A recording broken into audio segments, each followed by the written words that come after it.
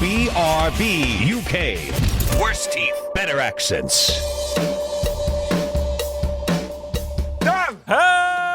Hello, and indeed, ahoy hoy. Welcome to episode 591 of BRB UK. Good evening, one and all, if you're joining us live. Good whatever time of the day it is if you're not.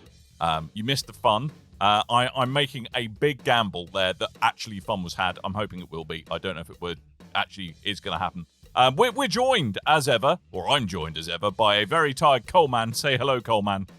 Hi! And a man who just blithers on without being tired. It's Tim. Hello. I mean, I'm always tired. I was born tired. You were born tired. Some people are born ready. You were born tired. That's my secret, Captain Average. I was born tired. I'm always tired. Oh, what a week. We were hoping for a slightly quiet one. Then the news went bananas.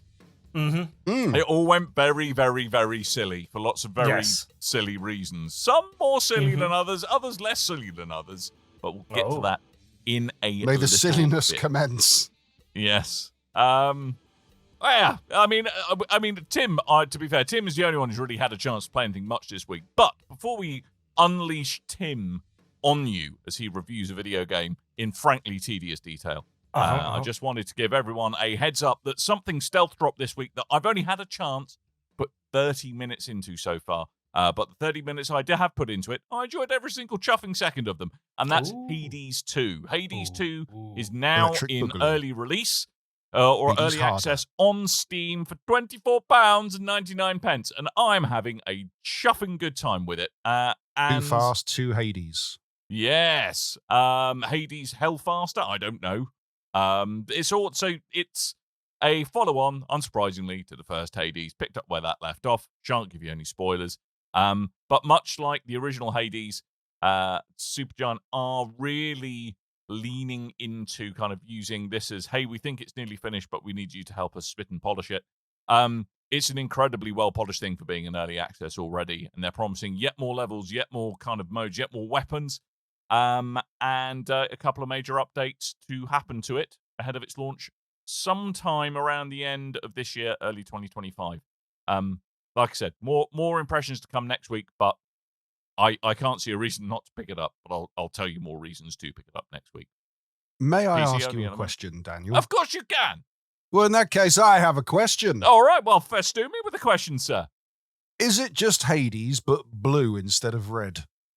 No, you are a Lady Hades, not a man Lady Hades. Lady Hades. You're a Lady Hades.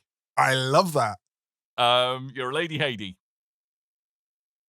Okay. And you've got a see-through arm. Oh, how does that work? Why not? I don't know. Like I want a see-through arm. Stuff. Do you want to see what you... Well... Do you? Yeah, the transparent blood going arm. around and... Right, okay. No, just transparent. Like proper completely transparent. Yeah, that'd be cool. But then most people will just think you don't have an arm, Coleman. Yeah, think of the sympathy I'd get. Think of the easy shoplifting I could do, because I'd be like, "Don't look at me, I've got no arm there." No. Or they just taking like, things. why is that pack of minstrels flying next to that man with his invisible arm? Because that's the problem. It doesn't. I'm shoplifting shield minstrels. everything. Yeah, the crime of the just century. Yeah, things would just be flying into your pocket. So you'd be like a kleptomaniac Darren Brown or something like that. I don't know. Okay, question the second. Yes. Right. How is Steam Deck performance on your Chuffing marvellous. Really very good. Silky smooth. Silky smooth, you say? Silky smooth. Nary a drop frame for me yet. Okay. It actually appears kinder on battery than the first Hades, from what I can tell. Oh, okay. Because the first one I was playing on desktop and on, because Steam Deck did not exist at the time, I don't think. I was playing it on the Switch, and they allowed for cross save. But as it's early access, this will just be PC, won't it? So I'm thinking a Steam Deck purchase. I would think a Steam Deck. I would think of steaming, and I don't know what you can pick the original Hades up for, but probably not a huge amount of money at the moment. I saw it was on sale today for £7 something. £7. I would just, you know what? I'd just pick that up. If you don't have it on Steam yet and you've got a Steam Deck, just pick that up. Do yourself a Pretty favour. good game. Spend £7 on game. Hades. Pretty good. It is pretty Cool. good. So yeah, I'll speak more about it next week. But Hades Yeah. 2 is looking to be every bit as great, if not more so, than the original Hades, which was no slouch in the super fun time PC-based experience. To be fair, Hades returns. with a Lady Hades. Hey. Let's not Lady Hades. Lady I need Hades. more sequel names. Can we, people in the chat, can you just start spamming us with Hades 2 title alternatives? Yes. Thank you. And whoever says Electric Boogaloo will get banned. Already did that. Just saying. Already did that. Does that mean I'm Return banned? of the Hades. Yes, get out. Out. Right. Good. Right. Let's continue. Now that we got rid of that. I didn't know absolute Coleman nitwit. could kick himself out. That's Well, good. the problem is now, can he rejoin? That's what I don't Yeah. know. Has he like completely burnt the bridge of the way back into BRB UK? No, I can't. There we go. Right. So we will report back, and I've got a sneaking suspicion Coleman may have something to say on Hades 2 next week. If his super secret job in Possibly. the petrol station lets him. Maybe I'm really busy playing more than a decade-old Telltale game on my Steam Deck. I mean, sounds about right. Not gonna lie. Tim, sounds like you, a very however, common have thing. played an actual game with an actual release. Yes. Now, it isn't absolutely brand new, but I have been playing Classified France 44. Shh, don't tell anybody. That's It's not really the f- old if it came out in 44. No, it's not. It didn't come out in 44, and it's also not the 44th title in a series, so you haven't missed too much. France, So it's not like France FIFA. 1 through 43 were pretty crap, though, to be honest. Pretty bad. You can just skip Lots them of and go surrendering and straight to cheese 44. eating. Yeah. It's That's absolutely it. How many fine. times can you surrender? Yeah. This did actually come out at the beginning of March. I wasn't even though I could have got a review code for it at the time. Game was released until now. I didn't, just because I had other review things going on at the time, and I was a bit jealous of the fact that I really liked the look of this game, and I possibly should have gone for this. So when the second DLC just came out and I had the offer of a review code again, I kindly took up that offer, and hence the fact that I'm talking about it this week. You kindly took it up. You were doing them a favour, were you, Tim? Is that what you Oh, mean? that's No, very they nice kindly- of you, Tim. Wow, what a guy. I took What a advantage guy. of their kind offer, is what I meant to say. Oh, Uh-huh. go on then. I'll take a copy off your hands. Yeah. I'm doing you a favour. But just to give that reference, but then also just the fact that I have been playing a review copy, was given a review copy of the game, so just getting that out there. But as long-term listeners of the show will know, I really like my turn-based strategies, and that's why I was kind of eyeing this one up. I nearly purchased it a couple of weeks ago, but just didn't for whatever reason, and I'm kind of glad I held off till now. But this is an Because you're a free copy. excellent turn-based strategy game. I really like this style of game. It's very much in the kind of XCOM kind of mold, and it's got some of the trappings that you'd Moldy expect from XCOM. that sort of game. It's all kind of grid-based. You've got your kind of Overwatch type skills and all that type of stuff, and a lot of it, especially at the start, is just seems like a very sort of by the numbers kind of turn-based strategy game. But they've added a few little extra things on top of it that I think really adds and kind of flesh out the whole sort of form of the game. And just like the UI and stuff is very informative. That's very good. Some of the way that the mechanics work are very good, and some of the extra skills and stuff and the extra mechanics of the game are just added really well and really mesh well with the kind of classic setup of a turn-based strategy game. So I just give you a few examples of one of those things. One of the things I like, the Overwatch skill that you power out, rather than having like a cone where you can possibly hit people in, it actually, like, you pull out from your player character, and then it will actually like draw. Yes, no, I did say the words pull out. Yes. What? Thank Shame you for on being you, extra Tim. mature. But you pull Shame. away from your hero character or Shame. the character you're playing as, and when you're doing the Overwatch skill, it will highlight every square that you could possibly hit in that skill.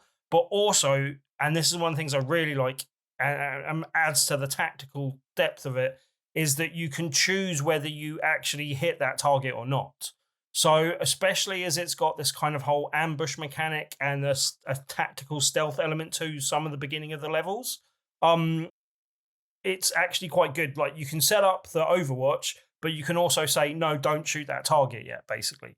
So that has two tactical advantages. One, you might not want to kick off a firefight, but you might want to give the protection in case things do kick off. But then also you can have it not go after the first target that comes into that, because you might want to hit the second target that comes into that area. I don't know about you, Common. I've just got an image a bit like out of Monty Python, where they're kind of at the gates of the castle, where it's your mother smells of elderberries, where you're just taunting them as they come up to you. No, surely? And that was my other question. Because this is set in just before D-Day, so presumably, is it in Normandy, France? Yeah. And hearing that particular music various does make areas you want to ask the question. France mainly, but yeah. Are there any callbacks to Hello Hello? No, this is much more done in the serious kind of setting. I don't like this game. It's not particularly amusing. Really? It's really done in kind of serious kind of setting. Are you diffusing any BEMs?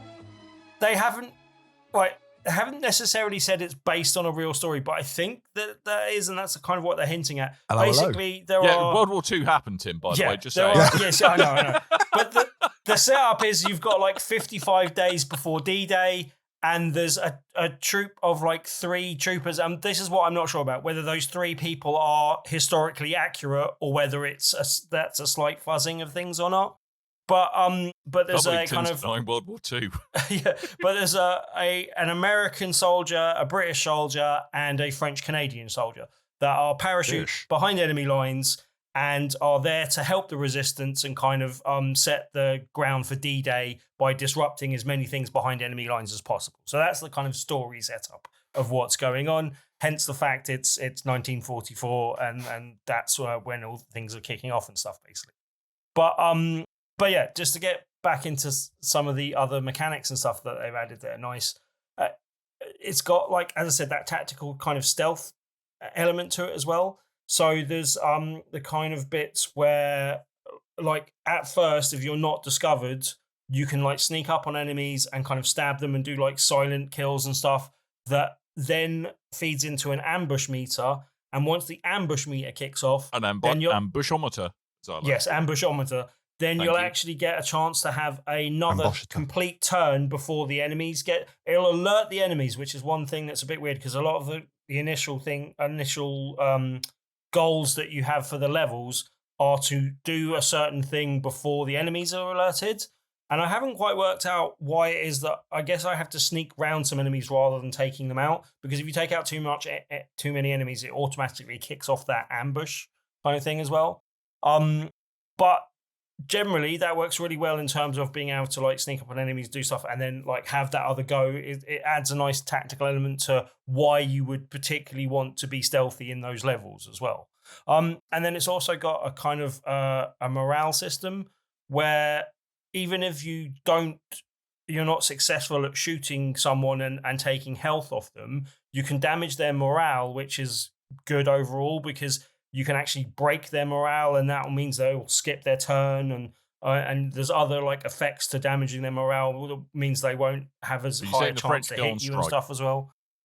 No, because you're shooting at Germans, and mainly working with the French and picking up other French troops as you go to add to your to the police. So far, I've only got 4, up to 5 controllable characters, but you generally take 4 into the level, and there'll be another one that can join your troop as you kind of encounter them throughout the level. Some that you're rescuing, some that are helping you and doing other stuff as well. But yeah, that morale system just adds another level of tacticalness to everything that's going on, and works really well with the kind of existing systems and everything else that's going there. While there's I said there's 55 days, it might take so far it's taken me a couple of days per level to get through each level. So you wouldn't necessarily have a whole lot, but you can replay those levels at the end of the level. It gives you the option to replay it straight away. And yeah, you might want to do that to, try and hit all the goals, and you get various different supplies for how successful you are. And then those supplies you can use to unlock more weapons, and more kind of costumes and stuff, which do actually have an effect on the tactics you can use and the percentage chance you have of hitting people and all that type of stuff as well. So it's worth trying to get the extra supplies because it will make a difference probably to the end game. It seems like it will be fairly replayable in terms of you also get like a choice of levels at different stages. And once you've done one of those choices, you don't get to go back in that playthrough and play the other choice. So you'd probably have to play again to go with the other choice and go with the other option. But that just means, it adds to the replayability of the game overall. Apparently, I haven't seen this yet, but apparently there is the option to be able to create your own levels and stuff as well. So, so that adds to a bit more replayability towards the game as well. Again, I haven't seen this play out, but apparently there's 15 different endings you can get as well, depending on how successful or unsuccessful you are at this, sort of setting the ground for D-Day.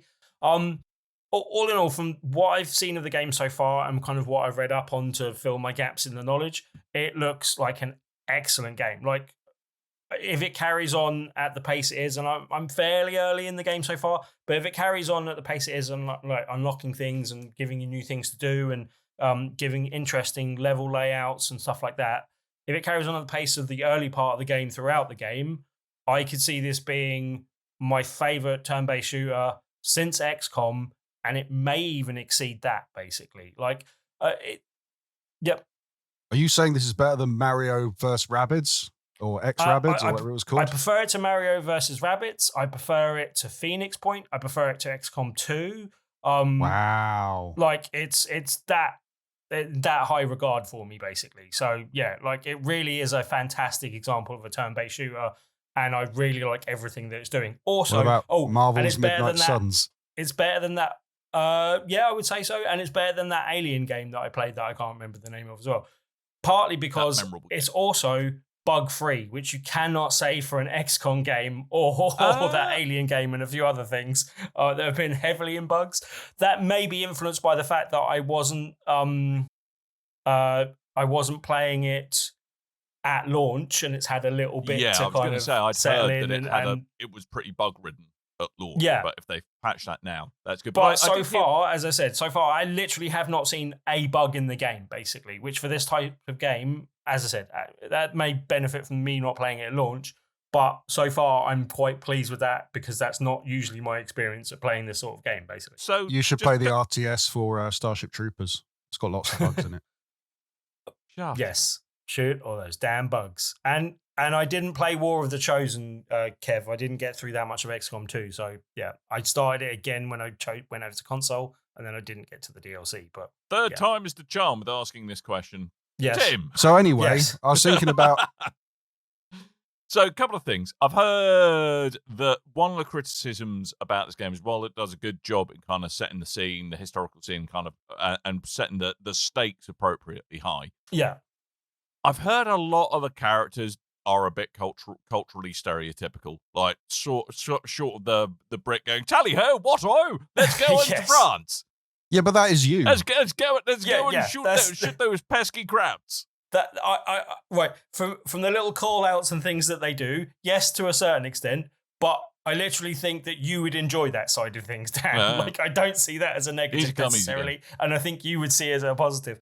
The one thing I will say is, there's one other thing I really like before I get into a couple of minor negatives. The one thing I really like is where they got this little campfire system where, like, you're sitting in your base camp around a campfire and you'll have a conversation that kicks off between a couple of people, and you can... Is it like Baldur's Gate and everyone tries to shag you to death? No, you choose whether to kick that conversation off or not. And I think you'd always want to, so there's not really a reason not to. But in doing that, like, it'll just be a little incidental conversation, but it adds a bit of flavor text and adds, like, I actually quite like the background that they've given to the characters, and I think the character building that you get from those moments is quite cool. But the thing it does, like, mechanically, it helps, like, your teammates relieve fatigue and kind of helps them mentally and stuff as well, which I think is quite nice. I think that's quite a good thing. Things with them around the campfire. Well, let me rest your weary bone. But yeah, where it does show a little bit, and I don't mind this considering, but it does show its slightly limited budget at times in the fact that it's it kind of, like, cutscenes and stuff are a bit quick and not very informative, and, you know, they're not like well fleshed out cutscenes, basically. And the kind of overarching story cutscenes, those cutscenes I'm talking about, they're kind of, as you're entering a level type thing. I don't mind that they're a bit reductive. That's fine. The other cutscenes are kind of like one of your main leader that you start with kind of is sketching different pencil sketches of what's going on, and it's the kind of, as that pencil sketch builds up, that's the cutscene that's going on. So yeah, can you get him to draw you like one of his French girls? That's all I want. Yes, you can. Brilliant. Good, lovely. No, but yeah, like as I said, that's easier to forgive when the game isn't full price, and that's one thing I kind of put a detailed thing in the agenda because it does take a bit of going through. But the base game is $34.99. Right. There was an Overlord version which has the season pass, which is normally £20. Right. That is $49.99. The Overlord version. I'd actually advise getting that because from what I can see, you get a reasonable amount of content for each DLC pack, and I'll come back to that in a second. Then there's the deluxe version, which comes with some like initial kind of DLC stuff, but not like the subsequent DLC packs that launched. That's currently on sale and is on sale. And these are all prices I took from PSN, by the way, just because that's where I've been playing it. So that's where I'm kind of going. That's usually $39.99, that the deluxe version, but it's currently on sale for $29.99. So it's even cheaper than the base version of the game. So if you're going to pick up, that's the version I pick up at the moment. Unless you really like the style of game like me, in which case, if I was advising myself, I'd just pick up the Overlord version with you can all advise the extra yourself, DLC. Tim, it's fine.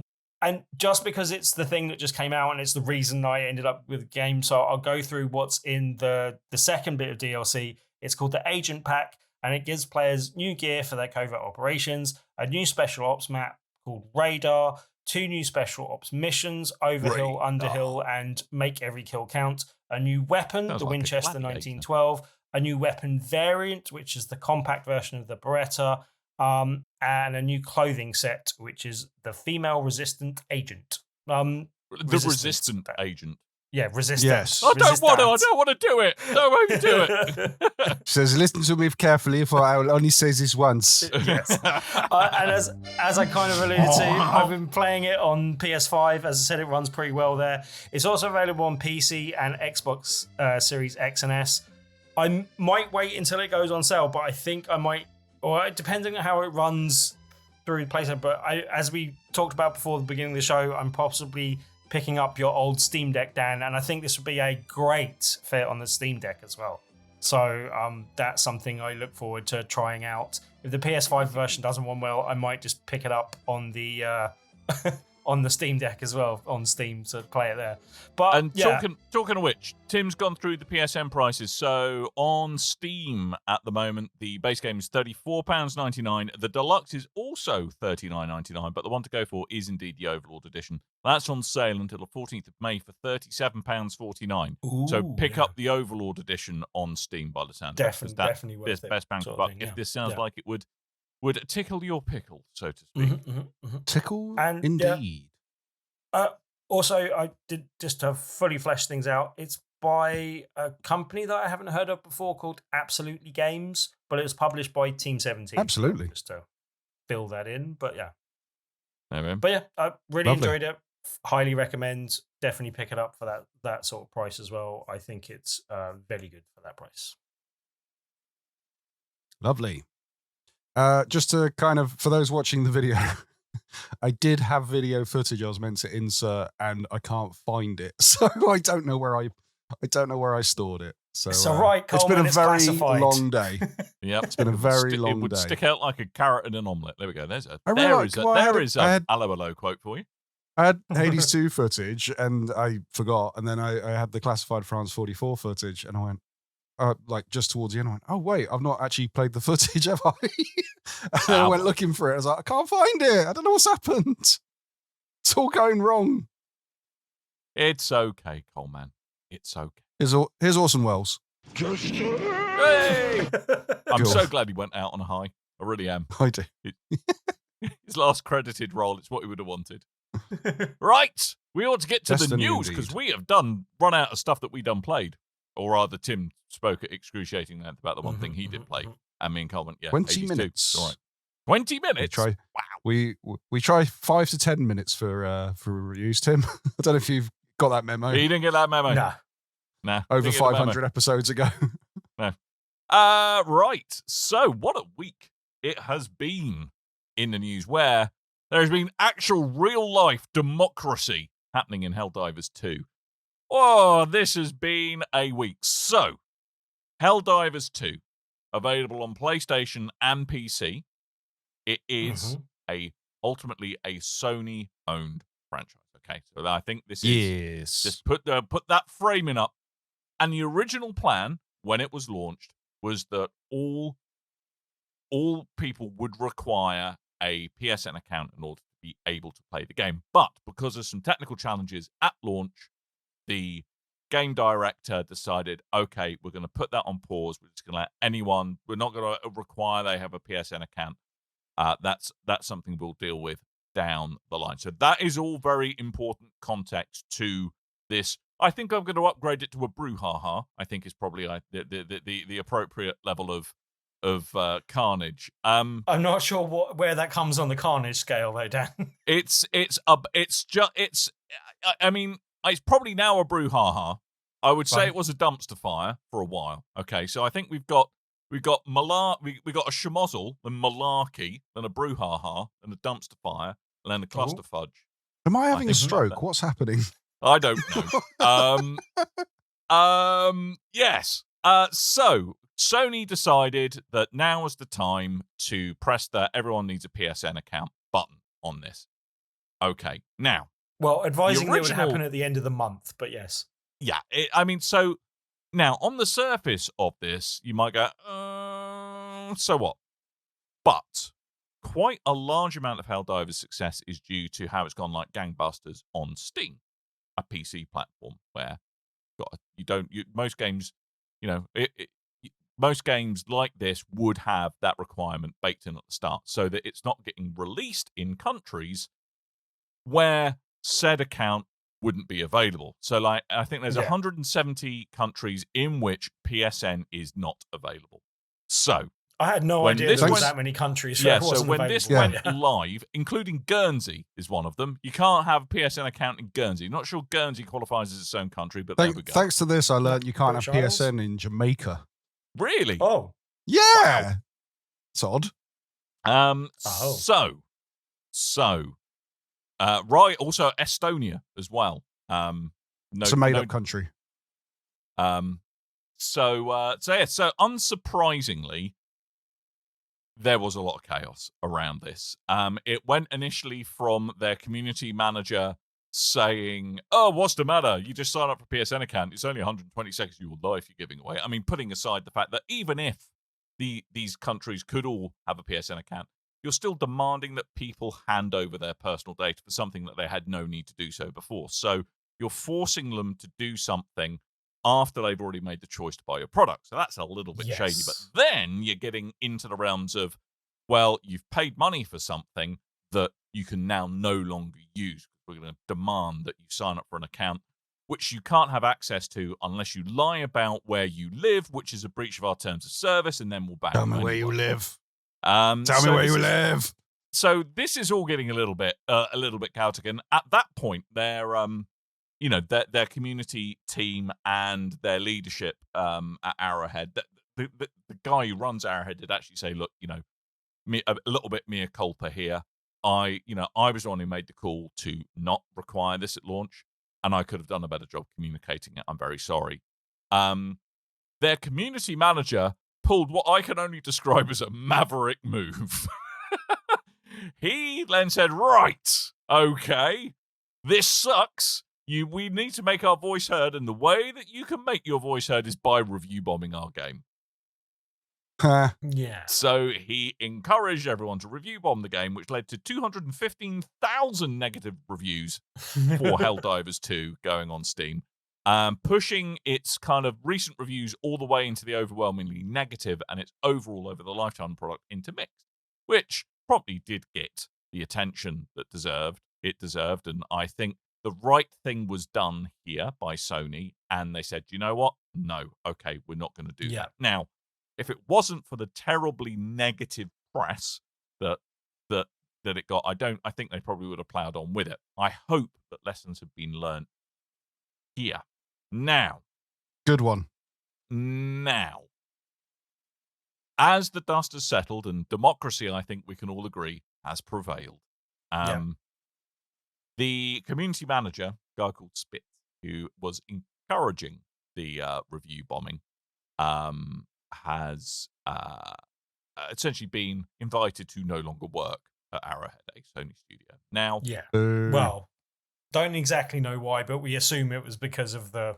I mean, correlation ain't causation, but the fact that he says, "Yeah, please review bomb this game that we own and that's paraphrasing a bit as far as I'm aware. I work for." I'm not sure what he actually said, but I mean, I think we could probably find that out. I heard he stamped on a kitten. He said, looking beseechingly at chat, if anyone can paste that would be most welcome. But at the end of the day, he was encouraging people to negatively review the game so that the publisher that he ultimately works for, or the people who own the studio who he works for, would reverse a decision. Now, I think he did. So, okay. He did the right chaotic thing. He did the chaotic good response here. Yes. I think that is the way I would classify it. But if I were his employer, I would have a very difficult time keeping him on. I'm not going to lie. Yes. So that's difficult. He did the right thing, but I'm afraid probably the response from his employer may have been the appropriate one here. The only way Sony can right that wrong is that they replace Spitz with swallows. That's the only way they can make that. Get out. Get out. Thank you. I've got some information, Dan, and this is allegedly. Tim has left the chat. I heard the Spitz chap. The real reason he was let go is he was going into the elevator and hitting all the buttons and then just getting off again. Oh, he's that guy, is he? He's one of those. Hi, Tim. You're back. Hello. Don't swear. But, no, that's fine.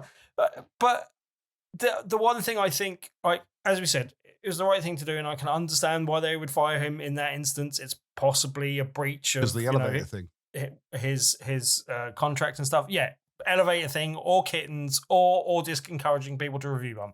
Any of those things could be a sackable offense.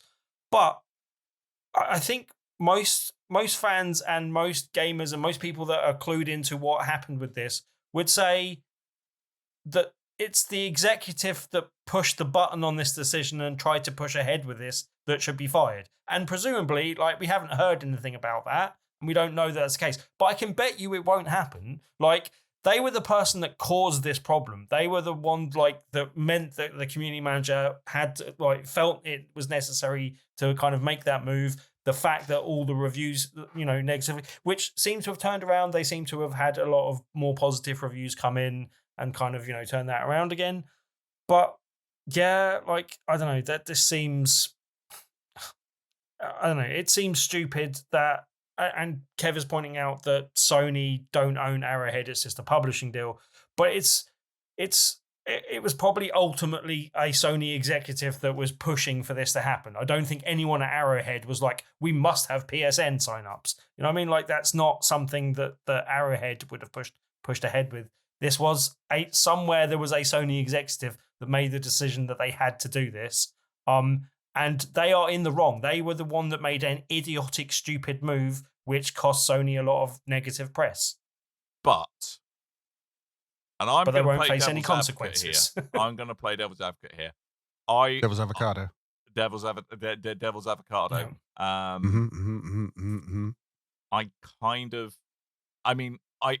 I am very impressed with the integrity of it. Okay, very impressed with their integrity. There might have been other more constructive ways that they could have achieved the same goal, rather than have a material impact on those who he works with, not just the Sony execs. I kind of think he's fallen on his sword. I'm not saying that he shouldn't have been fired, and I'm not saying that wasn't a necessary move based on his actions. And yes, he did kind of fall on his sword and did the right thing in doing so. With the elevator buttons. I just wanted to highlight the hypocrisy of a situation where someone that was dealing with an idiotic move that someone else forced on them, they had to lose their job to have the right thing happen. And there won't probably be any consequences for the idiot that made that decision in the first place. And, Cool. you know, I just think that's part of what's wrong with the world, basically. Yeah. I heard allegedly that he didn't refill the paper tray in the printer once he used the last page. Do you know what? He also put the toilet roll. That's a killable offence. Toilet roll with the bit of paper facing the back. Shame. Stupid. Shame. Which we all know is the wrong move. Shame. Mm-hmm. Shame. He also never put the seat back down. Shame. Speaking of wrong Shame. moves, though. Yes. Oh, we're getting to move on now. Is this Yeah. Tim trying out a segue? All right, okay. Well, there Right, you go. Tim's doing a segue, everyone. Wait for it. Let's give Sim some segue. No, Sim, I was feeding it to you, Dan, so you yeah. could jump on it. That was a Simmer, who's got a the keys lead to my in, bimmer. not a segue, but yeah. Would you like some segue? I would like noises, some Tim? segue music for Tim, please. Okay. Segue. Just to Segue make it music. even Or more just obvious, anything, yeah. just to highlight the fact that Tim's doing a I seamless think segue. segues are much smoother when we really narrow in No, and I highlight just exactly want to what make we're sure doing. you're getting the plaudits you deserve here, Tim, for your seamless segue. One Okay. man, one man segue trying to to get move him on from from one one article topic of to news another. to the other. In a world where Tim has finally been forced to be quiet for at least 3 minutes, he wants to talk about something else. Welcome. one and Tim's all. done talking Tim's about segue. this particular subject. Go, Tim. Moving on. Tim, go for it. As you were elegantly about to say, Why do I ever podcast with you two? Yep. I don't know. now you know how I feel whenever I try and talk about Destiny, Tim. All right? Just going to put that out there. What, every week?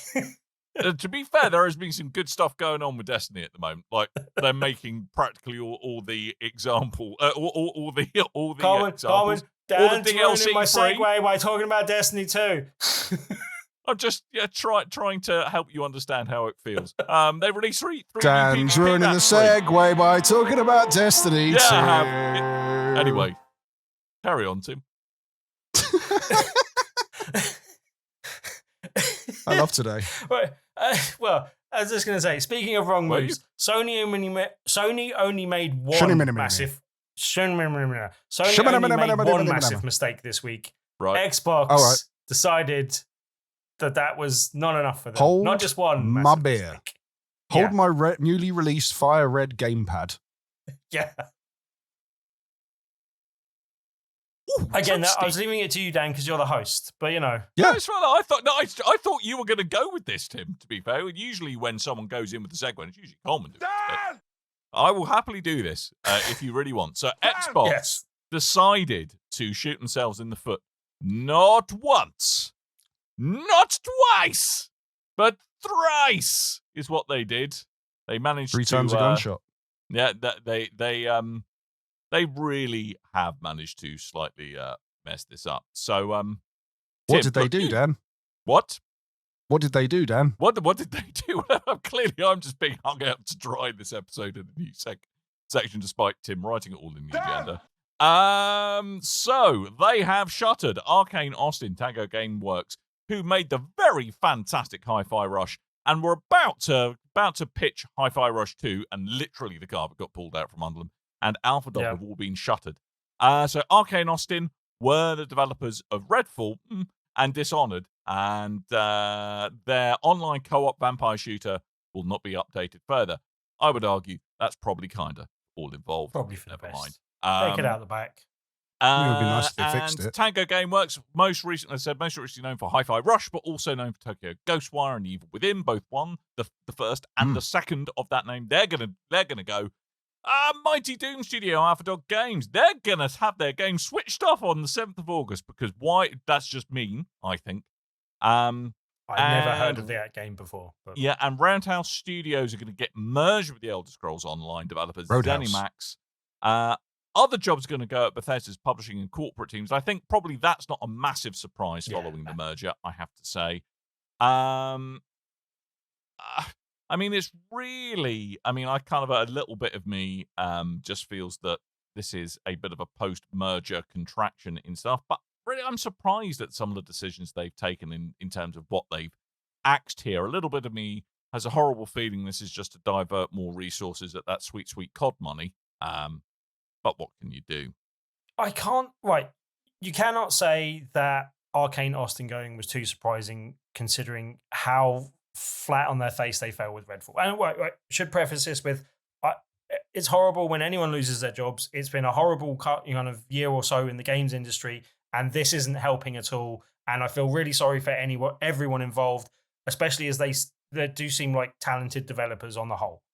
The one thing I'll say though, a lot of people were like, "Oh, Hi-Fi Rush proves that you should have kept Tango Gameworks open," and I'm sorry, but it absolutely does not. It was a great game. It was well received. It was a really well made game, but it was not a AAA game, and they were clearly a AAA studio. Maybe not the biggest. I think there were 65 people in total, but you do not need a 65 people studio to make games of the size of Hi-Fi Rush. They may have benefited from having more people on board and that being a very polished product as a result. The game may have benefited from being made in that studio setup, undoubtedly, but most indie games are made by much smaller games. Like the game I was talking about before, Classified France 44, that was made by 20 people. Like, that is a much smaller studio making an arguably bigger game than Hi-Fi Rush. Maybe not as successful, maybe not as well received. I would argue you're not comparing apples to apples there, but no. But I'm just saying, like, there are indie games. Maybe I don't know how many people made Hades, for example, but I imagine Supergiant is probably not 65 people, or like maybe around that size, maybe less. But Hi-Fi Rush was not a good argument for keeping Tango Gameworks open. They were a AAA studio set up to make AAA games. They had 3 failures in the AAA game space, and arguably they were not entire failures on games, but in terms of commercial success, they were not successful. Like, there's a reason why they weren't pitching Evil Within 3 or Tokyo Ghostwire 2. Like, they were not a successful AAA studio. They were in financial trouble when ZeniMax Studio picked them up. That's why they got picked up by ZeniMax Studio in the first place. They hadn't made a successful case of being a good AAA studio. Hi-Fi Rush was a good game, was well received, was good. Like, right. I'm not saying that wasn't a good game. I'm just saying it's not a good argument for keeping a studio of this size making games of that nature. Like, it's like the AAA games that they made were a counter argument to keeping that studio open, basically. And so, like, they made Hi-Fi Rush to try and keep the wolves from the door, and it wasn't successful in that regard. You know what I mean? Like, because it didn't do enough to justify keeping the studio open. And I can see how people are upset, and lots of people are upset on social media and stuff. But it's not a good enough reason to keep a studio of that size going. I imagine Xbox retains the rights to Hi-Fi Rush in the future, so it may not be the last we see of that game. We may see, a Hi-Fi Rush 2 in the future, made by someone else, even maybe made by a studio of people that come from Tango Gameworks. But I don't think it's worth keeping Tango Gameworks just to make indie-style games. That doesn't seem like a good business proposal from that side of things. But it's okay. There's some corporate doublespeak to make this all better. Do you want to hear it? Go for it. The cuts and closures were grounded in prioritizing high-impact titles and further investing in the Bethesda portfolio of blockbuster games in beloved world. To double down on these franchises and invest to build new ones requires us to look across the business to identify the opportunities that are best positioned for success.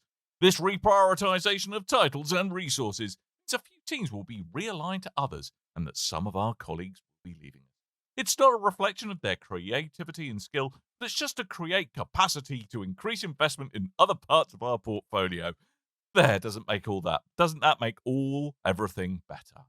In other words, they may have made good games, but they didn't make very commercially successful games, and we can't afford to keep on doing that, basically. Mm-hmm. Which, So, a terrible shame. Upset. I mean, there have been good people let go here. I think that's an undeniable fact. Some talented devs. And I don't know, it seems that maybe this is the kind of rationalization after a big round of acquisitions. Microsoft and the Xbox division has gone on a big old spending spree, which probably means that at every level of the company that there is perhaps too many bums for seats, so to speak, and it's not unsurprising that a little bit of cutbacks are to be expected. But wow, they are not messing about. I mean, people are of course very sad to this is a nail in the coffin of any more Prey games in the Prey franchise, of course, coming along as well. So, but again, I really like that game. I don't think it sold particularly well. It wasn't a big commercial success, so that was part of the reason why Arcane Austin. Like, it wasn't just Redfall. Like, their track record recently was not great. I think they had. I think we can all agree Redfall was hot garbage. In the stuff that I read on like Eurogamer and stuff, they said that they developed Dishonored, and Kev can probably because he knows them well and knows the games well. But I think they co-developed alongside Arcane Leon, I think, rather than developed Dishonored. So they can't even necessarily claim to that being, one of their games that they made themselves type of thing. It was just something that they helped out with, as far as I understood. The one good thing is that Arcane Leon still exists and is still working on the Marvel's Blade game as well, which I'm looking forward to. I hope that goes well. I hope that that sells well as well. I think there's a reason they're working on a big kind of Kev did say that Leon made Dishonored, but I think there's a reason they're working on a big Marvel title, a big IP that will possibly sell well, rather than working on another Dishonored game or something else of that nature. That's the unfortunate way of the world at the moment, basically. Oh, what's that in the sky? Oh, look, guys. What? What is that, Coleman? It's a big V behind your head, but it's the Segway Eagle. Whoa! Hey, Segway Eagle! Telling us to quickly move on to the next one. Oh, wait, what is that, Segway Eagle? Are you telling me that... Wait, what's that? The development of Perfect Dark's reboot is not going perfectly? No. What? You want Tim to see the rest of this story? Great, thank you, Segway Eagle. We're not doing this bit every week. Don't worry. No. Okay. Do you want me to lead this yes! on? Yes! Okay. What's that, Segway Orson Welles? Oh, God, there's two of them. They're multiplying. Right. As Dan said, it's come out that Perfect Dark Reboot is still not being well made or having a nice, smooth production time. 4 years after it was announced, it is said to be in a very rough state. This comments came from Jeff Grubb, Giant Bombs Jeff Grubb, on, I think, Game Mess Mornings. But this has also been backed up by a few other people now as well, one of them being Liam Robertson, who said that the game, from what little I have heard about the development of the new Perfect Dark, it sounds like a big, protracted mess. Comes a year after IGN had reported on the fact that the Perfect Dark reboot had made little meaningful progress after it hit roadblock after roadblock and was still in pre-production. And this was after Crystal Dynamics, the Tomb Raider developer, had been brought on to assist. IGN had also reported that there was an exodus of key staff, including the game design director, lead level designer, the principal level designer, and principal world builder had all left the studio. It doesn't bode well at all. Not good news for Xbox on the back of everything else that they've had to deal with this week. Call me a naysayer. Call me a naysayer. Yeah. You're a naysayer. Thank you. Was there really that much demand for a reboot of Perfect Dark anyway? Yes, I was quite looking forward to it. Yeah. I am thoroughly ambivalent. I've always been a bit ambivalent about Perfect Dark, to be honest with you. But I liked Perfect Dark Zero. I didn't really care about it before then, but I did like Perfect Dark. No one likes Perfect Dark Zero. There aren't many big budget first person shooter things going around these days either, and I do think that has the scope to be a decent game. Like I when they announced it, I was like, oh cool, that's something else to look forward to. I wasn't like, oh my god, oh my word, the return of Perfect Dark, it's amazing. You were. It's okay. You did say that. You were. You did. I remember you saying we that. all know a little bit when we came out, you were so excited. I remember that. We all know that happened. I remember that. I remember that. You did He a was big standing in wee. a queue, wasn't he, in Yeah. Eurogamer, and a little bit we came out when he heard the news. He was so excited. Aye, that's exactly what happened. Exactly. I would like to make a suggestion, in this Yep. case specifically Xbox, but maybe to other studios also. Stop releasing trailers before you've started working on the game. Yeah, Can that's you a good just one. stop doing that? Yeah. Stop over-promising and under-delivering, please. Although there is an argument that it would be quite good for them to actually put a little bit of advertising muscle behind some of their games that are just literally around the corner and have every opportunity to be flipping brilliant. There's 2 weeks to go until the release of Ninja Theory's Hellblade 2. Not that you would know from the lack of media furore around it. Apparently, Aaron Greenberg says that, yeah, there is a paid media campaign. And apparently they've sent some people to Iceland for it. There's a To get some creator prawn event rings. in Iceland. Yeah. Right To get a next to the microwave prawn rings. lasagna. Yes, Hellblade Coleman. prawn Yay. rings. Yeah, they're right next to the prawn rings. So Thanks, Kerry Katona. I mean, She knows best. I mean, all we do. I mean, Good apparently thing Mum's gone to Hellblade. Yes. So it's all a little bit odd. That certainly something as that should really deserve a lot of fanfare around it, especially if the original Hellblade is anything to go by. Is Hellblade 2? I'm really looking forward to this. But clearly not all is well in the ship of Ninja Theory, since Tamim Antonides, the game's director and writer, apparently recently left the studio, and it's not entirely clear why. So goodness knows what's going on over there. But it's always a shame when a game that you feel should deserve to have a little bit of media clout put behind it just doesn't. I don't know whether or not that's because they are very confident it's going to do well, but I think really it is a kind of game that would benefit from a little bit of a light shone on it, because it could appear a bit niche to many folks. I heard that they left the game studio because they replied all to a chain email to to a company-wide email instead of reply just to the one person. And then did it set off the please stop reply all to reply all of that madness? Yes. Wow. Yes. I mean, we've all been there, right? You do actually want to fire that person from a cannon into the heart of the sun. So maybe that's what happened. How long has the Xbox Series X and S been available now? About 3-ish years, I think. Let's not forget that the Okay. Xbox Series X was announced with Hellblade Senua's Saga, Hellblade 2. And yeah, I can't believe it's taken this long to get the damn thing out. They did this with, I can't remember. There's been a few different cases of like Crackdown being used to advertise the Xbox One. And that the came power out. of the cloud, let's not face it. And the power of the cloud. Cloud. And it came out No. with neither. No. Yeah, I don't like when they do that. They announce the console, go, here, look at the cool thing that this console can do. You're not going to play it for years. Mm-hmm. It's definitely had a sort of troubled development by the sounds of things, or by the looks of things. But You've had a trouble development. do you think it really needs that much press Coleman. when it's coming to Game Pass anyway?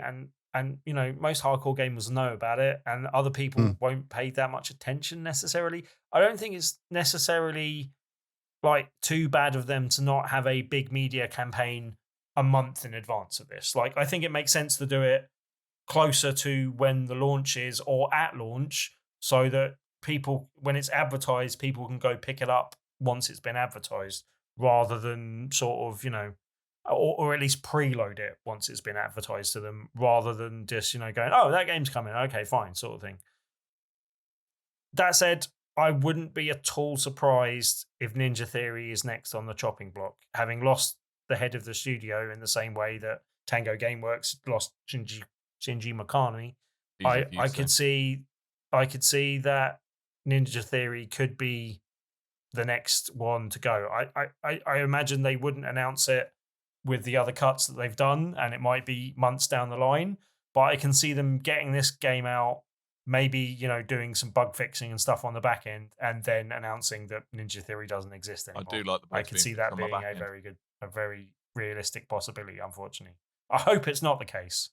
Can we not start doing Deadpools on which studio is going to close next? Because I think that's incredibly morbid. Yeah, no, as I said, I don't want it to be the case. I'm just saying I wouldn't be surprised if that was the case. I hope it is not, but Also, don't give Yeah. Microsoft ideas. I don't think they need ideas on being evil. They acquired Activision for that.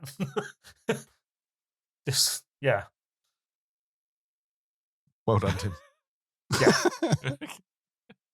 Right, before we get ourselves into too much. Coleman's really trouble. sassy when he's tired, eh? I'm very tired. Yeah, Coleman is very tired. Because Coleman is very tired. we wrote this show up. So, See? thank you for listening. But before you go, there's something you should do. And you should go to tpublic.com/stores/BRB. And guess what? Buy things with my face on it. That's right. All kinds of goodies with things with my face on them. That's exactly what you want to buy. Has your grandma got something that has my face on it? What's that? No! Well, you can remedy this problem by going to tpublic.com/stores/BRB. She wants a face mask with my face on it, and you should buy one. And we expect photos of everyone's grandma wearing face masks with my face on it by next week. Otherwise, I shall be very upset. Thank you. Also, on that note, this store has been tidied up a little bit as well. We've lost some designs in that process. Where's my face? We will be losing... Where's my face? Where's my face? No, Dan's face is still there, but we will be losing that version of Dan's face. I have a new version of Dan's face, slightly updated version. So that one will be coming off the store, and you might want to get it now because it will be a limited edition going forward. Do I get to see this thing with my face on it? Because it is my actual face, so I wouldn't mind actually seeing Limited the thing edition with my Dan's face on it. Yes, I'll get you Thank to you. approve your face before it changes. Please do. But we've got some new designs on the way as well, so that's part of what I'm doing. So I'll My face. tease that ahead, but there will be some new designs coming very soon. Tim's face? Yes, we will probably show Not them my off on the face. video. I reckon that would be a good idea. Yeah, that's a good plan. We should do something like that. Yeah. Dan's face. Dan's a fantastic man. Check out our merch at tpublic.com/store/BRB, and you too can be a proud owner of Dan's face on a t-shirt. Mhm. Or other products are available, and other designs are available. Yes. Yeah. Tim, Tuesday's a Tuesday. Tell me what's happening on Tuesday. Is indeed a Tuesday. And each and every Tuesday, we do an event called Tabletop Tuesday at the Loading Bar in Stoke, Newington. This Tuesday is our social deduction week, so we don't have a feature game you can win like we do on other weeks. But we'll be playing Blood on the Clock Tower as we usually do on our social deduction night. So we'll have some giant games of that. You can come in, join in, absolutely free to play. And he's doing a very good job of sneaking Tim. past so you can't be It's seen. invisible people who live with Tim. Invisible people. Invisible people. And yeah, so come along and join in. There are more details of Tabletop Tuesday on the top left-hand corner of bigredbarrel.com. And you can also join the nearly 2,150. We are just a couple of people short of 2,150 members on our meetup group. Search for Tabletop Tuesday on meetup.com. Or just come along to the Loading Bar in Stoke Newington on Tuesdays and join us this Tuesday and every Tuesday for Tabletop Tuesday. What day is that on? Monday. Wednesday. Nice. Split the Tabletop difference between me Tuesday. and Dan, you get the right answer. Tabletop Which is Tuesday often at the Loading case Bar, as it goes. Stoke Newington. Go there for Blood on the Clock Tower. Yes. Mhm. I've just been reminded in the chat that I keep using these Dan sound effects, and I keep forgetting about the original. Eating my dust. Good. Yep. Right. If you've enjoyed this show, then flipping He's weirdo, crazy. but we love you all the same. You can find us over at bigredbarrel.com. That's where we host the show and other pieces of content available as well.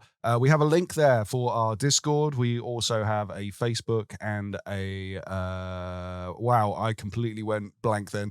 Facebook, X, and Threads at Big Red Barrel, and we are on YouTube and Twitch.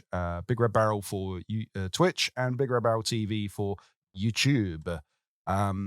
Yes, go over to any of those. Hello. Be sure to go over to any of those platforms of choice. Maybe you'd like to go over to Discord and give us a little lick. Maybe you can say to us, Tabletop Tuesday by accident. You can lick us on Not the lick us, you YouTubes. can lack us. You can lack us on things, and then you can go over to Discord and ask us questions. Maybe you can say, I have a question, and ask us questions. We're not Vous going avez for une questions question? this week. as Tim spoke about a French game for 25 minutes, maybe. I don't know. I'm not sure. Did this World War II? Did it happen? I have not seen it. Sacre bleu. What is this demon about? Cul-de-sac. Right, we're going to go. Gerard Depardieu. All right, thank you for listening. We are going to wrap things up, and all that really remains before we disappear is that I have been Dan. I might have been Tim. I've been Christophe. Thank you, one and all. Thank you for putting up with this. And until next time, dear listeners, doodle bye.